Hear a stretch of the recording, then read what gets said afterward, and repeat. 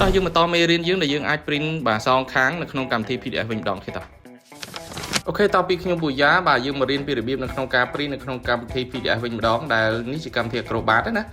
បាទដើម្បី print បានអ្នកនរគ្នាអាចយកពាក្យ file ហើយយកពាក្យ print ទៅយើងដូចកម្មវិធី Word ដូចគ្នាដែរណាហើយទីនេះបាទអ្នកនរគ្នាអាចកំណត់បាទចំនួន page ដែលអ្នកនរគ្នាបាទចង់ print ណាយើងអាចកំណត់យក all យកទាំងអស់ឬមួយក៏យកតែ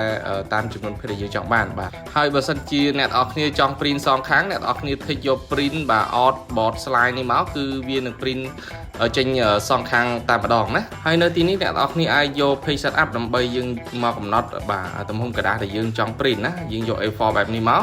អូខេចឹងវិធីសាស្ត្រមួយទៀតដែលម៉ាស៊ីន print អ្នកនរគ្នា print បានតែម្ខាងណាអ្នកនរគ្នាអាចយក more option នេះបាទហើយនៅកន្លែងនេះគឺជាកន្លែងកំណត់ដែលយើងចង់ print បាទ page size ណាបាទអញ្ចឹងយើងយក add page only នេះមកវានឹង load តែ page size ទេណាលេខ1លេខ3លេខបាទដូចយើងឃើញចាក់ស្ដែងលេខ5អីជាដើមអញ្ចឹងណាទាំងអស់គ្នាបាទហើយបន្តមកទៀតយើងអាចដូរទៅខាងក្រោមនេះវិញបាទ event page only នេះគឺយើងឃើញថាជាប្រភេទ page គូណា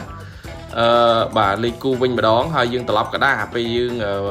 print បន្ទាប់ពីលេខសេះហើយណាបាទយើងនឹងទទួលបានបាទ